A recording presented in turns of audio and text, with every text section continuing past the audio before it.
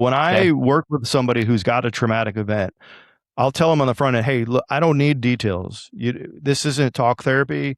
All I'm going to teach your brain how to do is reprocess that memory so that you can decouple the emotional attachment to it.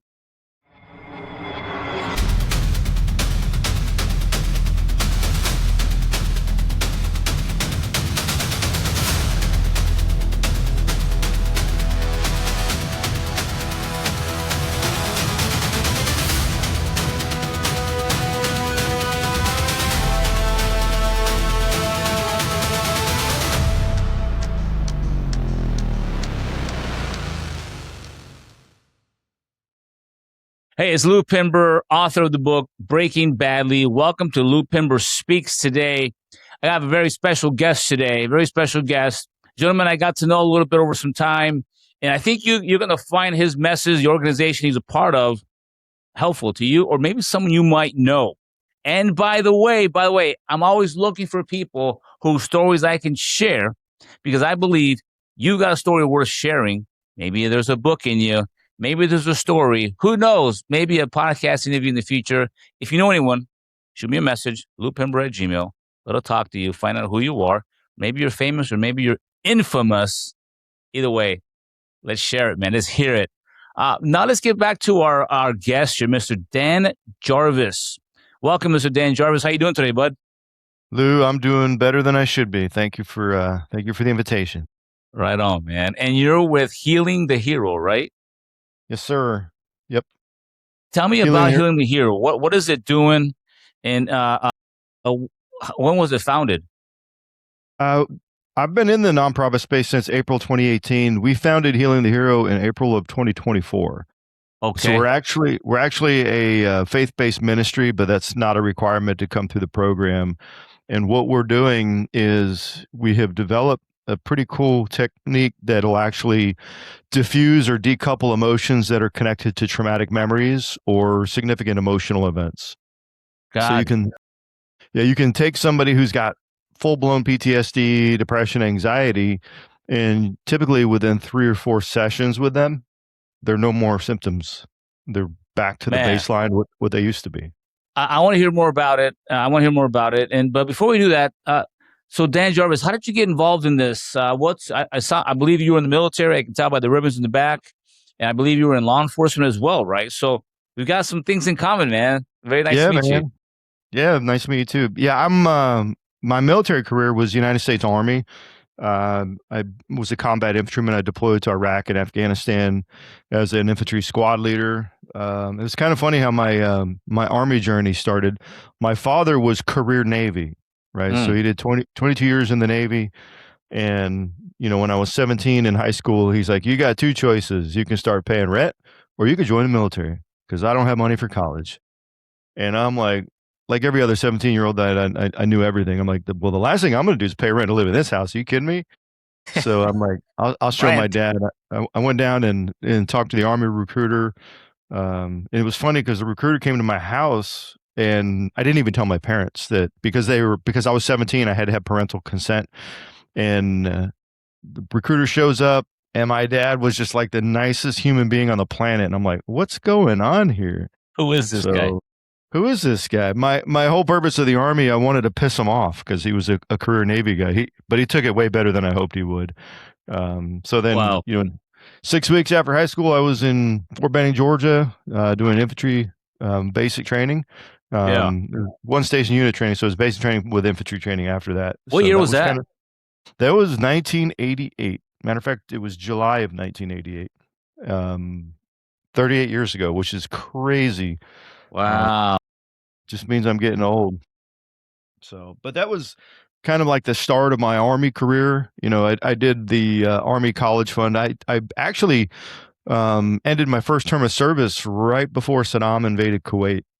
Mm. And then shortly after, I think it was January, they were getting ready to start the big push into Kuwait and Iraq.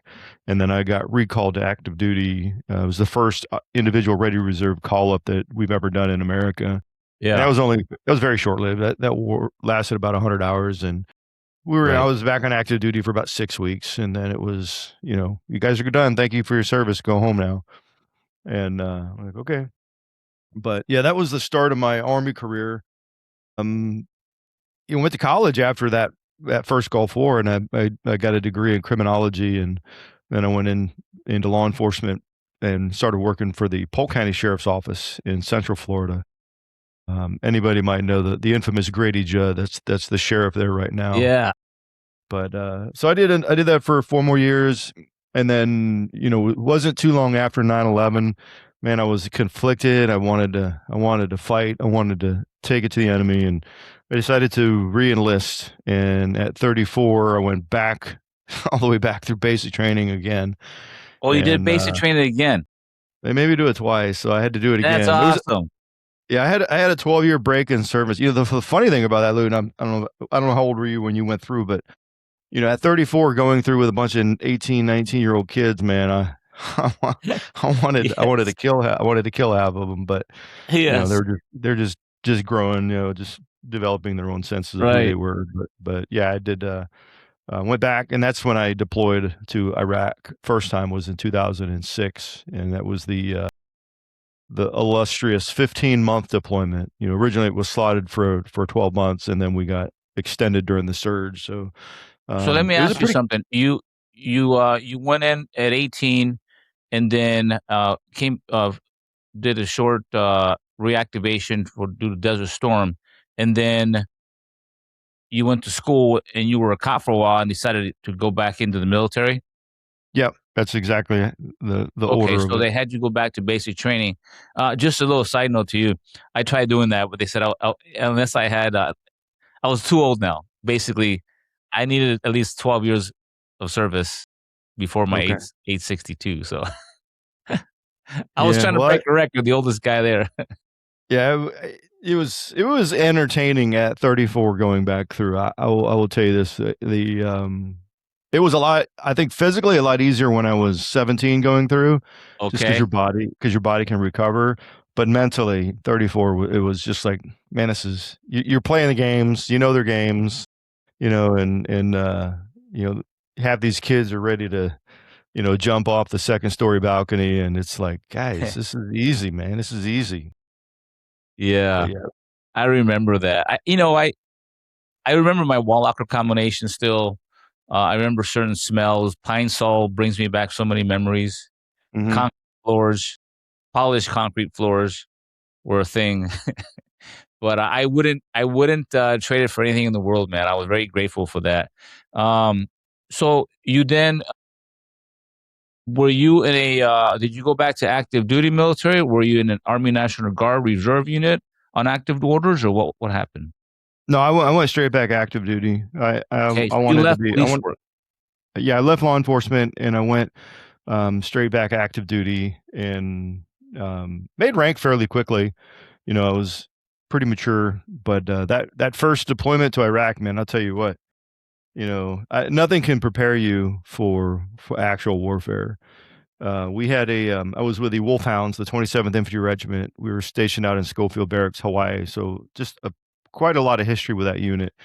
And man, it was what a time that was. To do combat operations in the height of Iraq it was like the Wild West back in 2006. Maybe before that a little bit when they first Wow. did the push, it was probably a little bit more intense. But we had IEDs out the wazoo, man.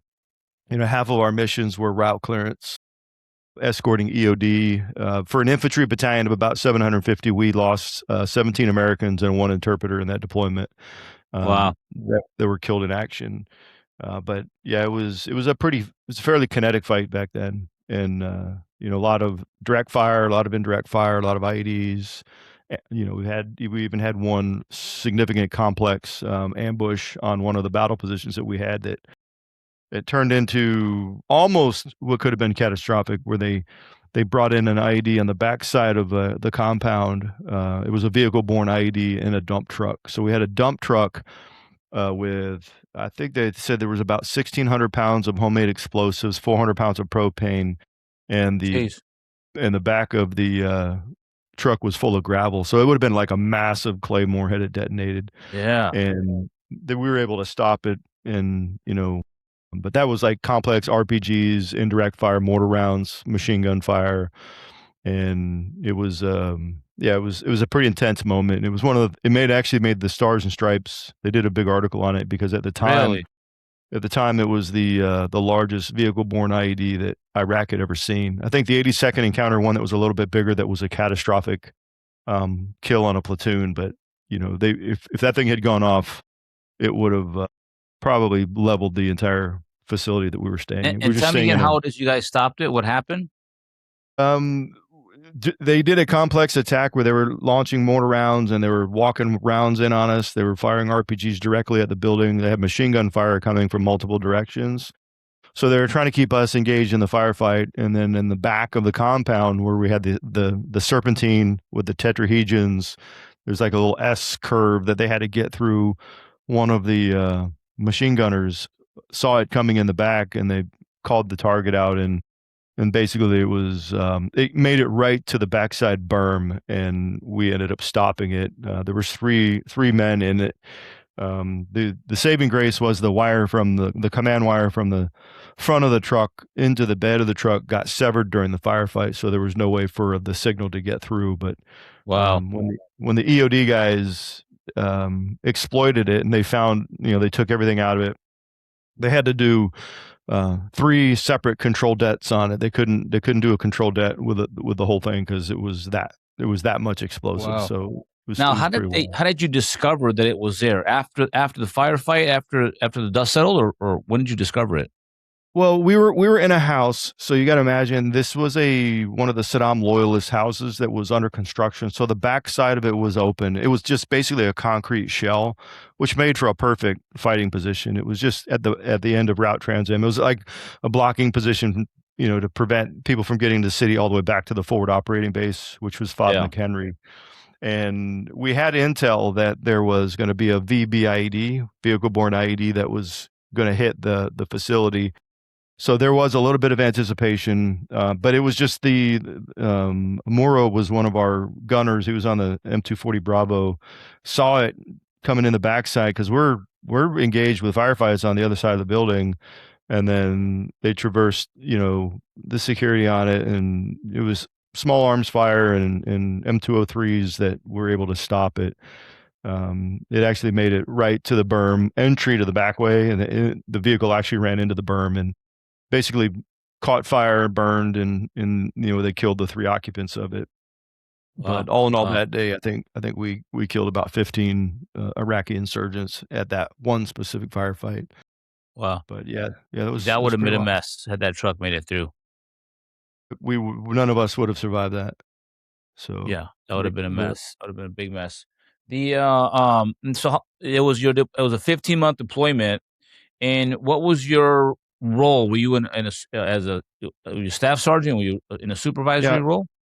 yeah, I was a staff sergeant, so I had an infantry squad, which for me was the best job in the Army. There's nothing better than an infantry squad leader. So you're running two fire teams, and then oftentimes you have like a gun team attached to you. But Yeah, yeah, I had two four-man fire teams, myself, and then usually a gun team that moved with us. So yeah, that was the role. And we did a got lot it. of operations. And when and upon completing of that deployment, um, you came back. You complete your enlistment, or what? What happened then? No, at the end of that deployment, we kind of come home. Everybody goes on their post-tour leaves, post-deployment leaves, and I actually came down on orders to go be a drill sergeant. So God's sense of humor, I got sent to Fort Jackson, learned how to be a drill sergeant, and I did my duty station change to Fort Knox, Kentucky, where I was a drill sergeant for a basic combat training unit. So I did that for a couple years, and then immediately after finishing drill sergeant duty, I went to Fort Wainwright, Alaska, in Fairbanks, and deployed to Afghanistan with a Stryker unit. So 15-month combat tour, 2 years drill sergeant, to another 12-month combat tour. I call that my Got it. crap So the sandwich. time you were a drill sergeant, how long was that? Was that a year? That was 2 years. 2 years. Yep, Now, for those who don't know, uh, to become a drill sergeant, you have to go back into a basic drill sergeant school, which is almost like another basic training environment, right? And correct. what was that like? That was challenging because here you are, a leader. You're a staff sergeant. That was my rank, and then you've got other staff sergeants and sergeants at the drill sergeant school. They call them drill sergeant leaders, who are basically doing that. You're going through phases the same way you would, as a soldier. So you're doing the PT test. You're doing drill and ceremony. We had to learn to do what we call pitch modules. So a lot of the times we're pitching the module. So like just the position of attention, right? You would pitch the module on the position of attention as you were instructing, a brand new soldier. So a lot of times you're seeing guys at the drill sergeant school talking to trees. You're pitching modules to trees just over and over and over and over, so that when you actually had to present it, because if you didn't do it correctly, they would fail you on it. We had to do land navigation. We had to do everything that the soldiers would do. We Right. had to do weapons qualification, all the marksmanship training, because we had to learn how to be, instructors on the marksmanship, which that was actually pretty interesting because they used the asymmetric warfare group, the AWG for the Army, came up with a lot of different shooting techniques that differed from what we were always told about ballistics and marksmanship. So we actually learned how to, do some pretty cool things on the marksmanship side. For example, there's a modified prone supported fire unsupported firing position where you get as close to the ground as possible, and you have the magazine well resting on the ground. Well, we were always told if we do that, you're going to double feed rounds. Yeah. Well, they dispelled a lot of the myths of, like when I was told in '88 when I went through, they said when you pull the trigger on the M4 or the M16 or M4 platform, the round comes out of the barrel, it goes up, and then it comes back down on target. Well, that's a myth too, right? So they actually learned about ballistics and then taught us, how to train appropriately.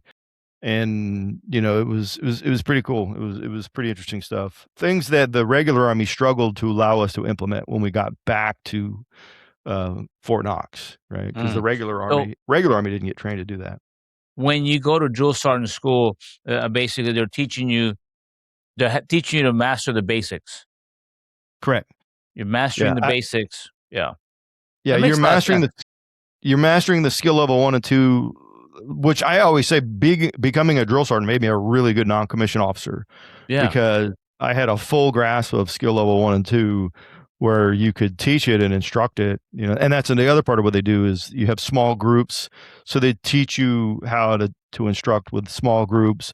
You're doing all of the combatives training. You're learning how to be an instructor on the combatives, which is like the hand-to-hand combat, Right. and you just get really efficient at it. But yeah, it was interesting, trying to get yelled at by another staff sergeant that you actually may outrank was a big pride pill you had to swallow. But that's just Yeah. part of it. This You is part gotta, of it.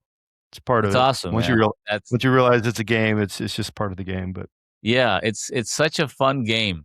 I mean, I went to Fort Bliss in '88 and hot as heck, and it's just it was such an awakening for me, but I'm very grateful for all that, for all of it.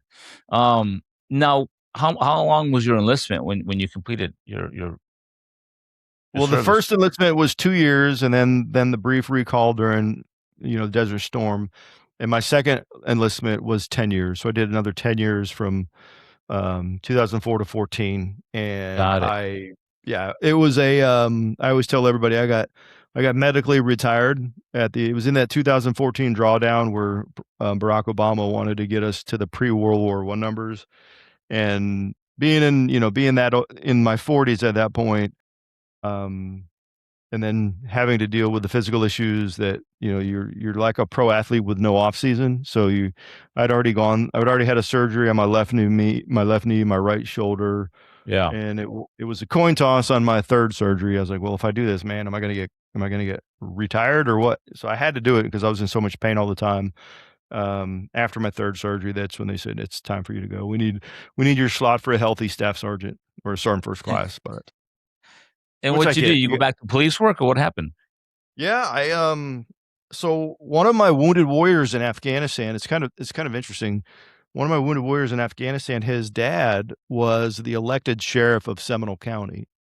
So Sheriff Don Etzlinger Sr. was the sheriff in Seminole County, which is right out side of Orlando, and we brought all the wounded warriors up at the end of our deployment, and his dad came up, and because of his background and my background, I was his chaperone, basically. I was kind of the liaison between him and the Army.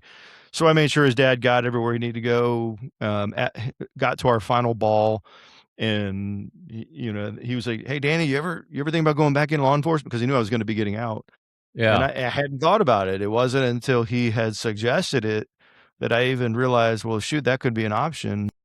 And obviously he wanted me to come work for him in Seminole. Um, but I ended up meeting somebody who I got married to, and she actually worked for the Polk County Sheriff's Office as a civilian administrator. So that's why I decided to go back to Polk County.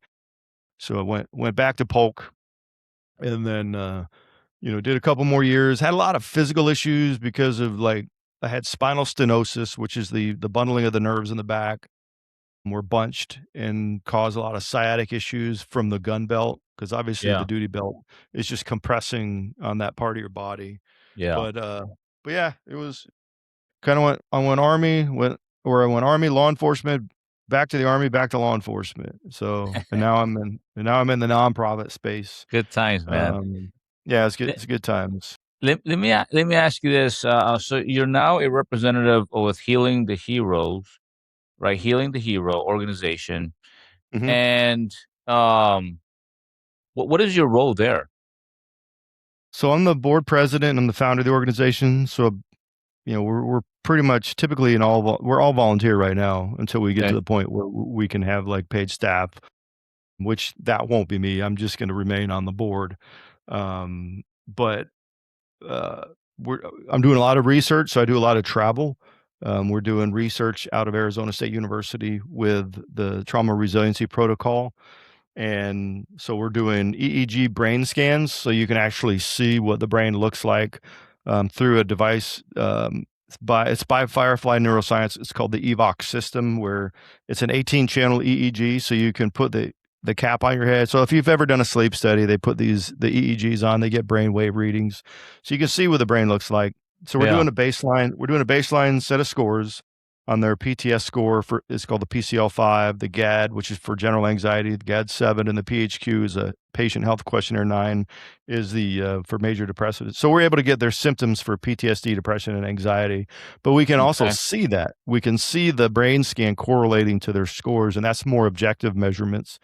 And then we do the 2, 3, 4 sessions, and then we come back and we do another brain scan and another set of scores, and you're seeing the scores zero out, and you're also seeing the brain actually making changes on the EEG. So things are changing. The heart rate variability, which is the autonomic response, is changing. And that's the stuff that we're using to validate the science.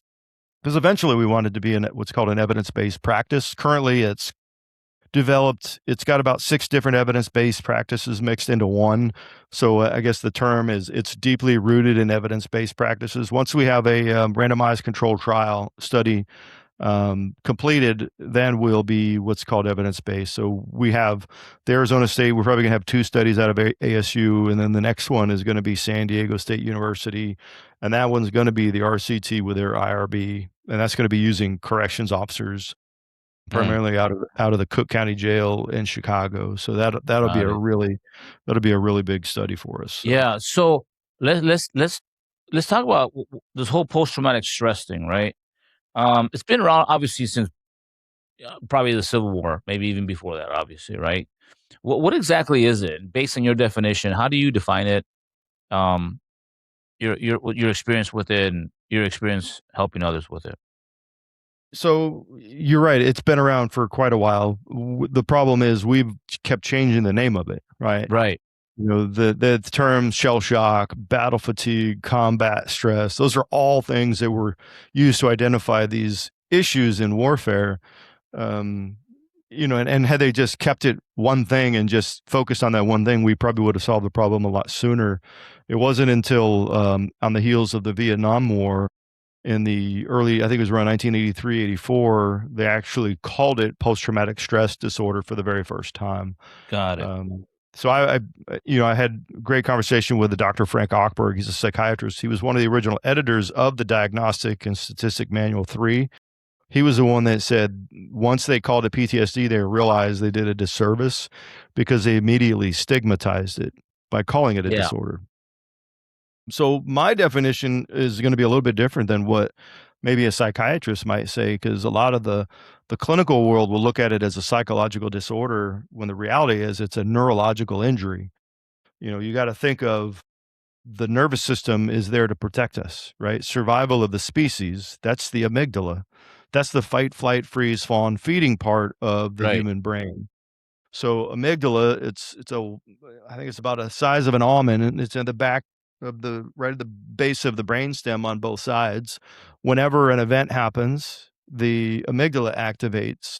Think of the saber-tooth tiger in the jungle, right? Way back in the day, right? You hear the twig snap. Do you freeze because, oh crap, there's the tiger. It doesn't see me. I'm not going to move. Or, you know what? I better run like hell because I think I got enough time to get away. Or do I fight like hell because it's right on top of me? That's that part of the brain's job. And what it does is it glues everything around that memory to that response that's attached to it. So now all of a sudden, when you hear the twig snap, the brain automatically says, it's like an alarm. There's a tiger, right? There's a saber-tooth tiger around. Whether it's there or not is not relevant. The brain goes into the survival mechanism. Same thing with people. Like a lot of us when we came back from Iraq, guys would be driving on trash day and they would swerve to miss a trash can. Well, why would they do that? That just doesn't seem weird. They're safe here in the Right. States. But you and I know that's where they place the IEDs, right? In Right. trash piles, right? So that's all it is. Yeah. So it's an abnormal response to a normal event. Life throws curveballs, and then your body and brain work together to remember all of that information, and that Is that what they includes. call having a like combat brain where it's always on? Yeah. So like if you're in a combat brain, it's like you're in a constant state of fight or flight. Law enforcement is like that, right? Yeah. You know, as a cop, if you go to a restaurant with your family, where are you sitting? Right? Your Right. back's to the Right. wall. You're looking at the exits. You're checking Yeah. people's hands. It's funny because I got a friend of mine. He's retired deputy chief from a police department here. I talk with my hands a lot. So whenever I'm with him, I'm talking. All I watch is his eyes. His eyes are always following my hands. So I'm just doing this, moving my hands. And he's looking, and then I just laugh at him and make fun of him. Yeah. But that's the nature. We learn how to do that for our own safety, right? So yeah, when your brain is stuck on, your nervous system's just active all the time, right? And that's why there's a lot of health problems. It's like your brain is in constant danger seeking mode. Yeah. Always It's on. looking it's looking for every threat possible, whether there's a threat there or not, And you which can only means do that for so long. It just wears on you right. after a while, you know? Well, that's the problem with post-traumatic stress is it's really considered a slow burn brain injury. So when your brain is on all the time, you're in constant threat mode. Your nervous system's always active. It's one of the reasons why a lot of cops and firefighters have a lot of health issues, have like strokes, heart attacks, pick your cancer, autoimmune problems. It's because of the 24/7 threat mode. You're right. It's very unhealthy and it's very hard to do for a long period of time. When in fact it's almost a coping mechanism. You're coping with the perceived or real threats that are there by having this combat brain by always being on, but the side effect of it is everything you just described. And that's very unfortunate, very unfortunate. Then it leads to, I mean, I read other studies and experienced myself asking for a friend where you end up this Dr. Jekyll and Mr. Hyde personality that comes out. Right. Yeah, you go into what we call the limbic hijack. It's what gets cops in trouble on video cameras all the time, Yeah. right? You're seeing a cop overreact to a situation, and that's just because they're in the limbic hijack. Their nervous system activates because here's a couple things that are happening from a neuroscience perspective. When you go into lizard brain, when that amygdala opens up, you're shutting down the prefrontal cortex. That prefrontal cortex, that front thinking brain, logic brain, that's where all of your impulse control is. That's where your emotional regulation is. It's also where your empathy centers are. So when a person gets triggered, their empathy shuts off. It's why they'll say things to the people they care about the most, and they're 5 minutes later like, "Oh my god, I can't believe I just said that." Right? Because they just lost access to the part of their brain that need to connect and relate to people, which is not. It's very dangerous for a police officer. That's why they're always training de-escalation with law enforcement. You got to be able to de-escalate, to keep it from, because it's a song and dance, right? If your amygdala is active and the suspect's amygdala is active, you're just riding the wave to the top, right? And then Right. something bad can happen.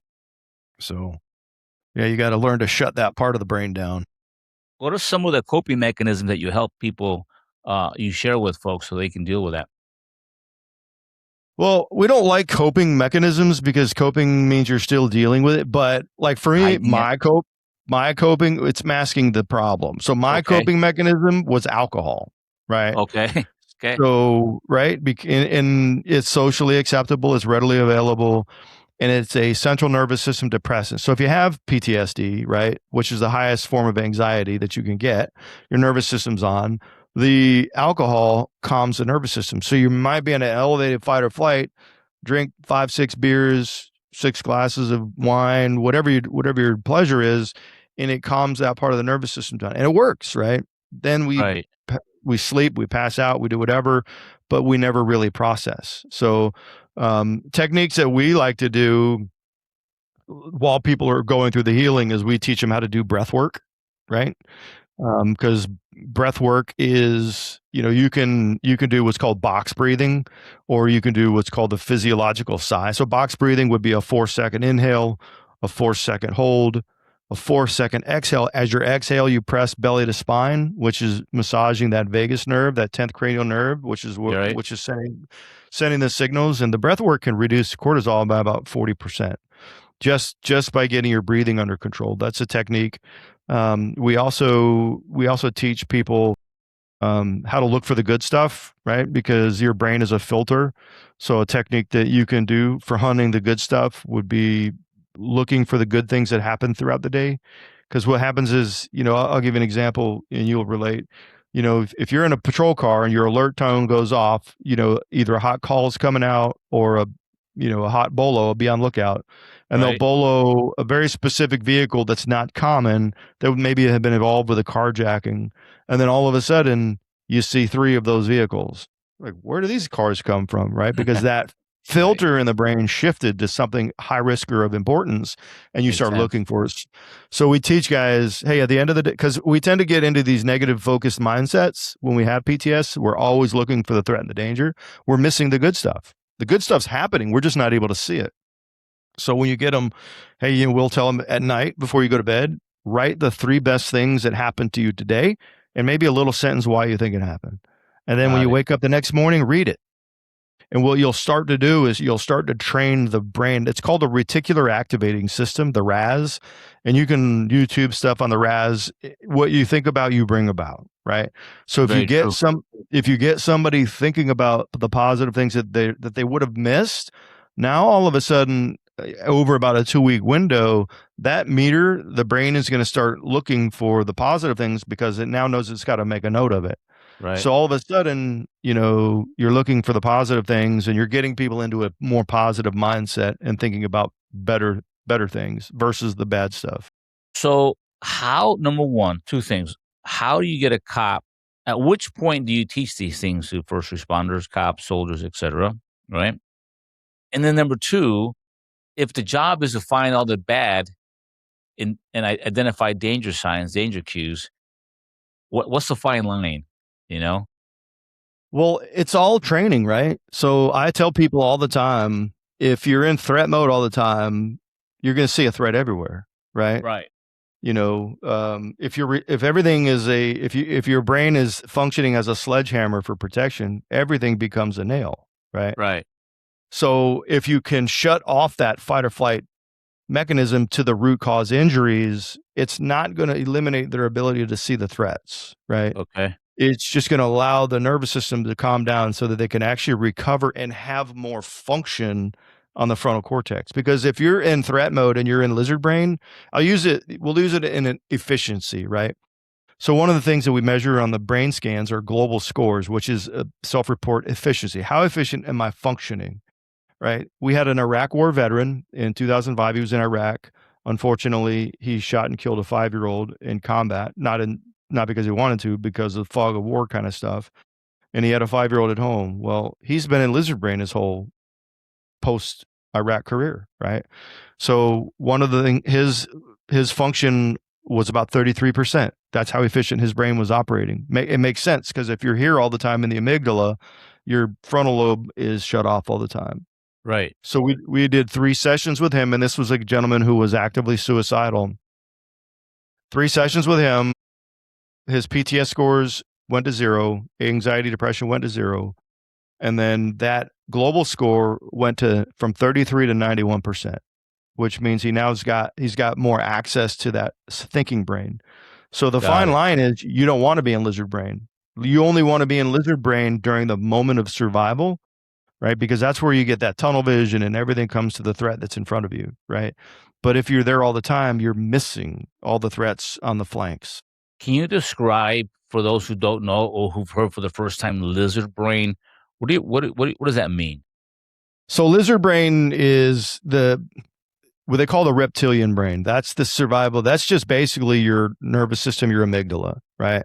Lizard brain is just a term that, because we're just shutting down everything to base survival, right? It's just a statement. So like just lizard brain and fight or flight are the same thing. So if you're in fight or flight all the time, it's like being in what we call lizard brain. Uh, I don't know where that term actually came from, but I know like for the medical symbol, you've got the snake going up the spine. I don't know if it's got something to do with that, but um, it's just you don't have access to a whole lot of resources. So you got to look at the brain as a resource. And if you're in lizard brain or you're in fight or flight, you're losing access to the prefrontal cortex, which is your decisions, your logic, your impulsivity, your empathy. So the fine line is from a human performance perspective, you don't want to be in fight or flight all the time because then you lose access. Think of this may make sense. Test anxiety, right? A lot of Okay. kids in school that have test anxiety, they're going into a fight or flight response when it's time for a test. Well, what are they now losing access to? All of the information they need to pass the test. So now that you've been in this program, you've been a founder of this program, and what exactly is the program? How does one take part in that? And number one, and number two, what have you? What's the success rate you've seen so far? It's all good questions. One of the things you talked about is when do you bring this to people? So for us, the very most important part of the protocol is rapport, is to be able to communicate and connect with the person that you're with. So like you and I, identical backgrounds, except, you did army, I did army, you did law enforcement, I did law enforcement. So you and I can understand that same culture on both of those fronts. So it's easy for us to get trust with one another. Right? You can sniff somebody out and find out if they're straight shooter or if they're BSing you, right? So when you get that trust with somebody, all we got to do is guide you through the process. So, and that really is what it is. And I'll tell people, if they have maybe they're super analytical and they have trust issues, I'm like, hey, look, why don't we just suspend your belief for the present moment and let's run the process and see what happens and let's just explore it, right? And a lot of times they're like, oh, yes, okay, let's do that. And the next thing you know, you're taking them through that protocol, and all of a sudden that traumatic event that was very intense has lost its intensity. And it's very But Dan, confusing to let me them. ask you this: but for a lot of people, man, it's hard for them to tell on themselves. So, what is your process to get them there? Are they basically confessing to you what like a counselor, or what's the process? Yeah. So the really cool part is it's a non-clinical, non-narrative approach. So when Okay. I work with somebody who's got a traumatic event, I'll tell them on the front end, hey, look, I don't need details. This isn't talk therapy. All I'm going to teach your brain how to do is reprocess that memory so that you can decouple the emotional attachment to it. That's it. And for us, the language is more on the human performance side. And because I'm not a therapist, I'm not a psychologist, not a psychiatrist. It's not that I don't care about what happened to you. I do. It's safer for you and it's safer for me for you to not disclose what happened. In other words, that's not necessary. Um, by the time they come to us, they're already at the end. So, like for example, we had a group of about 270 veterans who, out of those 270, 102 of them had suicidal ideation, which is common, right? You end up getting an emotional attachment to the idea of the suicidality. Next thing you know, you're thinking about it all the time. And in that batch, after treatment, none of them had suicidal ideation, right? Um, so yes, law enforcement are probably some of the most difficult ones to get them to, hey, because we're helpers, right? We're the ones Yeah. that people come for help. We don't need help. But the reality is, we all ask for backup, right? Right. We should never go through life thinking we're going to do it on our own, right? That's very Because true. you gotta, at some point, you gotta trust somebody to follow them in order to get yourself back on that high ground. And the thing about law enforcement is that all the triggers that lead to this post traumatic stress, they're in your community. You step out, you go down the street, or you go to have dinner, or you're on the highway. There's all these nonstop reminders of things. Um, what are some of the new habits that you help these guys create to deal with that? So the process, it centers around a lot of cognitive reframing of the events, but you have to do it where the injury is rooted, and that's in the unconscious part of the brain. So if you and I are just talking like right now, this is cognitive conversation. It's Right, thinking brain conversation. But if you go to where the injury is, you can cognitively reframe the event. And I explain it like this. Have you ever gotten super angry at somebody and then you realized you were wrong and all the emotion dissipates, right? Because your brain cognitively reframed and this emotion doesn't belong here and it releases the emotional connection. So we're able to do that by going back to the root injury, activating it, because when it's active, it's malleable. It's like plastic, the neuroplasticity of the brain, and you're packing new information into a memory that you didn't have access to. And then the brain automatically responds according to the information versus the emotion. Because the emotion is just a reminder, right? Something happened significantly that your brain wants to remember so it doesn't happen again. The problem with that is it's not efficient and it usually has the opposite effect because the unconscious brain cannot process negatives. And what I mean by that is self-talk, right? If you have PTS or you're angry all the time, what are we telling ourselves? Man, don't be so angry. Don't be so mad. Don't be so sad, right? That's the self-talk. right. And now when I tell you don't think of a pink elephant, what's the first thing you thought of? It's a An pink elephant. elephant. So we are now telling ourselves, be angry, be sad, be Right, fearful, right? So you have to drop the emotional attachment and intensity to that memory. And that's a process called memory reconsolidation, where you have to move the memory into the right filing cabinet of the brain. You got to move the emotions back to another filing cabinet, right, because it's not like, it doesn't make it so you don't feel emotions. It just makes it so you don't feel the emotions in that specific event anymore. And then that changes your pattern of behavior. That's all you're doing, is a pattern interruption. two things I want to talk about um, before we wrap up is what about the guy or girl who's already been through the counseling and feels they're okay now? Is it normal for them to come back again and kind of Yeah, recalibrate? yeah, it's not like a vaccine, right? So if you fix the trauma, that doesn't mean you can't have new trauma. So like, because we deal with a lot of active first responders, well, they're still going to encounter more traumatic events. I mean, there's some hard science coming out in law enforcement that shows, 4, 5, 600 events in a career, right? That Right, could be considered traumatic, whereas a civilian may have 2 or 3.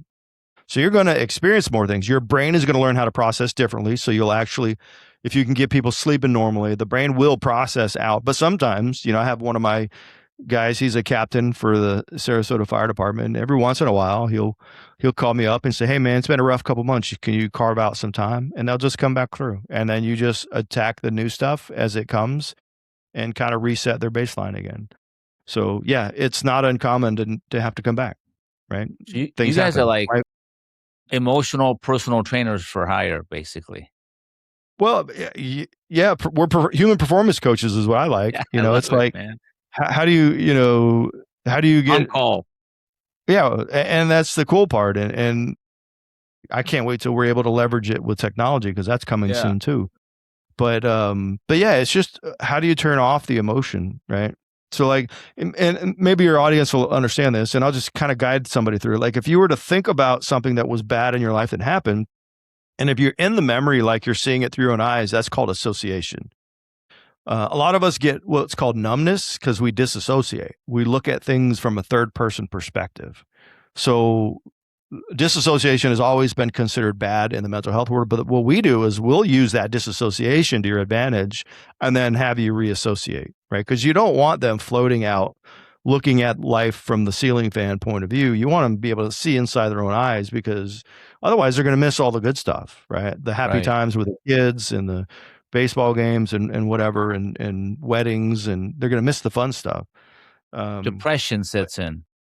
yeah, depression sets in over time. And really, depression oftentimes is just rooted to a moment in time, and it's a pattern that gets replayed, right? So, It- one of my It's on guys, loop.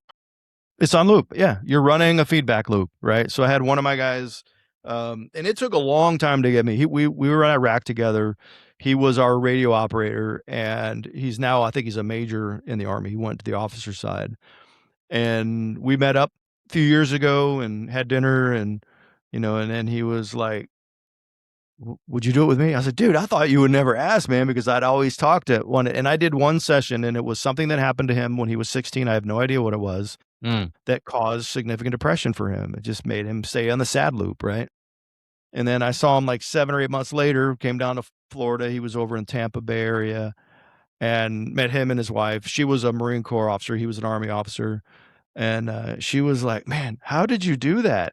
Because that's all he needed was that loop to be broken. And then Yeah. that depression was gone because it was rooted to a specific event. I want to make Yeah. sure that what you just described, that whoever's watching this doesn't miss this. The gentleman you mentioned didn't have to tell you what happened when he was 16. He didn't that's it is often what stops people from reaching out for help, because then they have to tell a stranger what happened. And I think that's, if you're watching this, you don't have to tell Dan or his team what happened if you don't want to. Well, It's no, we don't even want them to. You don't even ask. Guys, I'm No. telling you, from my own personal experience, having worked with these guys, incredible way to be able to share and deal with your own issues with their coachings. Highly recommend. Dan, one last thing, and I think this is something you mentioned, it has been mentioned a few times. This whole thing of suicidal ideation, it creeps up on people. Sometimes it comes out of nowhere, and there for a myriad of reasons why it comes along. How do you teach people, or how do you help people take that monkey off their back? So oftentimes it's associated with an emotion, right? So remember how triggers operate. It may be a word that causes you to feel suicidal. It may be like say maybe you had an attempt or you were considering it and it was a rifle or a pistol. Well, every time you see one, now all of a sudden your brain is unconsciously reminded of the suicidal ideation, the emotion activates, and next thing you know, you're in a thought loop, right? So we address the suicidal ideation as an emotion itself and drop or decouple the emotional attachment to the ideation, and the pattern should change. In other words, if you see the gun, it should not provoke an emotional response, or the word or the sound or the smell should have already been decoupled, and that's not because all it is reminding you, and you're in the loop. That's all you're in. You're opening the loop back up.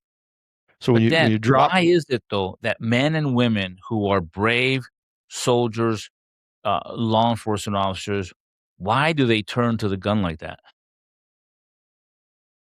well, when you're in that moment of deep emotional distress and you're in what I would call fight or flight or lizard brain, you're shutting off your own empathy centers, you're shutting off your own logic and decision making, you're shutting off your own impulse control. So Got it. you're at a higher risk. That's like, look at service dogs. Why service dogs are so beneficial to veterans and anyone who's got PTS is the dog is trained to your triggers. So it sees and identifies when you go into that loop, and then the dog interferes with that loop by jumping up on licking your face. Next thing you know, the dog's like kind of nibbling on you. And Yeah. then all of a sudden you're laughing at the dog because the dog's being an idiot. And then you're no longer in the loop. Right. Or if you're Uh, having a nightmare and the dog will get up into bed and wake you up, get you out of the yeah. nightmare. So it's just getting that loop taken care of so that you're not feeling, in those moments. But we turn to the gun because it's what we use. It's what we're familiar with. Right? It's what we Yeah. know. That's how you get rid of the problem. You got to get rid of the emotional attachment to the problem. Right. You mentioned something else. We haven't really talked much about it, but you brought it up right now. The nightmares. You know, it's you go to sleep and it just happens, right? And and man, I used to have them so bad for the longest time, and it was my nightmares were it would take a real situation that happened, and then it would mix in it something that I really love. I think one of the ones that I had that was just threw me for a major curveball was it was an actual search warrant. I'm going through about to hit the door, and um, and we know this guy running across the rooftop, and we think he's going to jump out the back. Well, onto like a it was like a haystack back there, a truck, but in my nightmare, it's happening, and I'm coming to the door. But then I hear the guys running, then I hear him jump, and I hear the splat, and when I look, it's my son, Mm. and it's just like, "Oh, these nightmares have a way of just getting to you, man." How do you help people cope with that sort of thing? Well, again, as the brain reprocesses in real time, the nightmare should go away because all the nightmare is the brain's trying to process a memory, Mm, but it's stuck in the loop, right? So it's like night sweats, right? I used to wake up and my bed would be drenched. It's like yeah, I felt like I was doing cardio in my sleep because my brain didn't know the difference. It was yeah, doing cardio in my sleep. So it's when you wake up and your heart's pounding, right? You're 120 beats a minute. Well, you might as well be on a treadmill. So then the body warms up and you sweat in the bed, right? Same thing. Once the memory is reconsolidated and that loop is broken, the nightmares go away. It suspends the nightmare. So people actually, it's one of the things is when they actually start sleeping again, they feel energized when they wake up versus terrorized. right, Like I'd wake up in the morning and I'd felt like I'd been working out all night long, right? And you'd be yeah, exhausted because yeah, your brain is exhausted.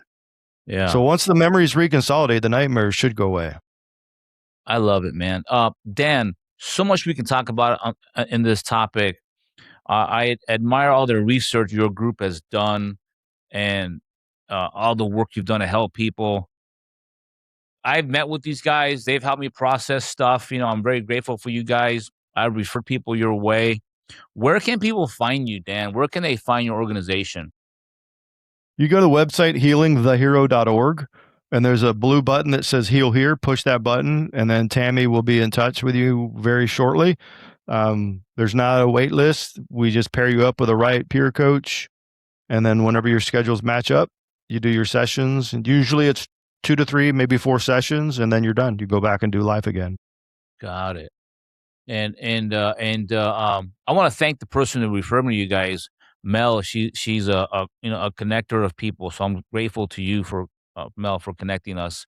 If you happen to see this, thank you for the connection, Dan. So they can find you at healingthehero.com or Org. org, .org. and there's a blue button, and they just push right there. Heal here. I love that. And Dan, thank you so much, man, for being here today. Any last message you have for anyone out there who's currently facing challenges or struggles that doesn't want to come out and talk about it? I would just say if you're on the fence, what do you have to lose, right? Maybe a label and get some good night's sleep. We just want to heal you, help you, get you back on the high ground is what I call it. I appreciate that, Dan. Listen, I want to thank you for watching. If you like what you saw today, hit the like button, subscribe. If you know anyone out there who can benefit from talking to Dan and his group, hit him up, healingthehero.org, and hit the heal button here. If you know anyone out there with an interesting story, or that story needs to be shared with someone, I'm glad to share it. message me. You can find me at loupimber@gmail or message me here. Share this message with everyone else. Thank you all so much for being here today. Thanks so much, Dan. I appreciate you and your group, man. Thank you so much. Thanks, brother.